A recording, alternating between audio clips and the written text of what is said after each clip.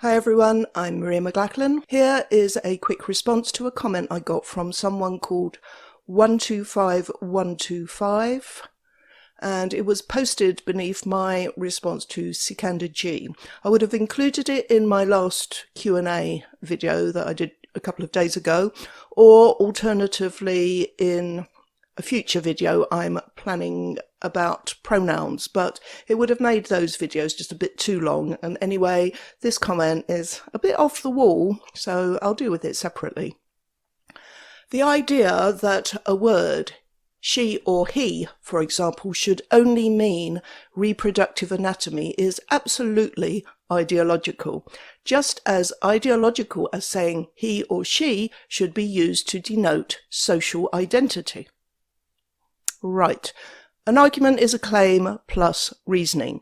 If I understand him correctly, the claim being made here can be distilled down to saying that pronouns should only be used for someone's sex is an ideological position. I'm trying hard to be serious and civil here. So now we have a claim that is at least concise, but where is the reasoning? The fact is, sex is a medical construction. A medical construction. Oh my God, I can't stand people who talk shit. Okay, that's another claim, a very strong claim, in fact, because he claims it is a fact, even though he makes no attempt to explain what he means by it. And again, where is the reasoning? Medical means relating to medicine or the practice thereof, and the phrase medical construction isn't used by anybody for anything, so far as I'm aware. Sex, meaning the two categories that in English we call male and female, each producing gametes, the fusion of which is how animals reproduce, that sex had evolved millions of years before Hippocrates was even a twinkle in his dad's eye. Knowing the sex of a patient is often very important in medicine, of course, but I really don't get what he means by saying it's a medical construction. Male and female are words. Correct. And I'll just slip this in quietly. Words have meanings.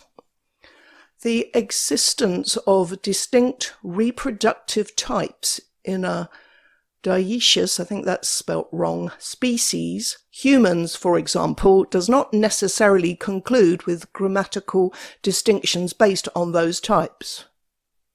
This says nothing more than just because things exist doesn't mean we have to have words for them. Language is, of course, socially constructed with the purpose of enabling human beings to communicate. I'm sure I don't need to spell out the advantage of inventing words for things.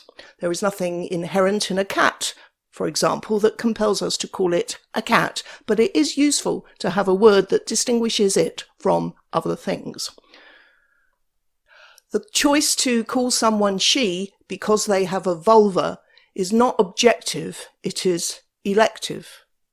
Yeah, of course it is. Just like to call a cat and not a dog is elective. Mind you, I do call my son my auntie, my ears my feet, and my apple crumble a tiramisu. Of course, some people think I'm a bit eccentric for swapping around the meanings of words I use, but they get the hang of it eventually, and if they don't, I just call them a hateful bigot and try to get them cancelled. I don't care.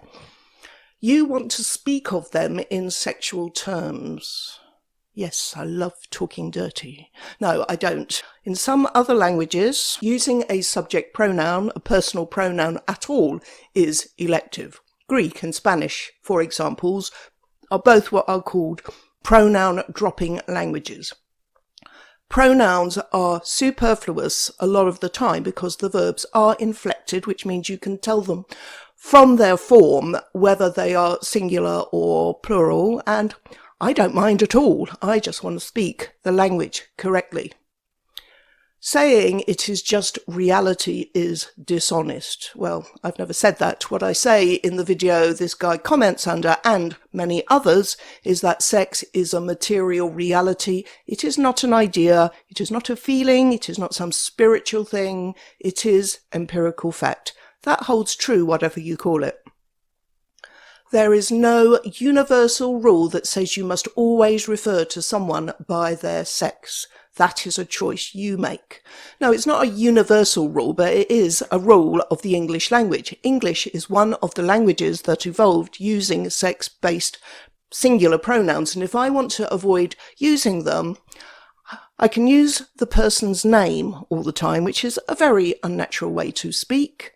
I can choose to call the person it, which is a bit rude. I can choose to use only plural pronouns, they, them, which is also unnatural and sounds really stupid when used about a person whose sex is obvious, as it is in most of us. Or, I suppose, μπορώ να χρησιμοποιώ άλλη γλώσσα, μία από τις γλώσσες τις οποίες μπορούν να παραλυθούν οι προσωπικές αντωνυμίες. Αυτό θα ήταν φοβερό, αλλά chances are I won't be understood. There are no universal rules about what words you use for what. You can choose to use words with their established meanings, or you can be like Humpty Dumpty and say that words mean whatever you choose them to mean. Obviously, human language isn't part of the natural world. It's actually the most important social construction there is. Sexual reproduction exists independently of the language that describes it. The election of certain words used for certain reasons is the foundation of ideology. No, it isn't. The word ideology refers to a coherent system of beliefs or ideas that arise usually from the economic or social conditions in which people find themselves. It doesn't need to involve the election of certain words for certain reasons at all. Off the top of my head, I can only think of feminism and genderism as ideologies in which language is of particular importance. This guy wasted a lot of words to labour the point that words can be separated from their evolved, long-established and globally understood meanings for ideological purposes. This, of course, is exactly what the gender ideologues do, and they do this because that is all they've got. They cannot make a scientifically supportable or rational case for the notion that men can be women and vice versa. And if anyone watching this is thinking to tell me to learn the difference between sex and gender, don't bother. Go watch the video I made on that.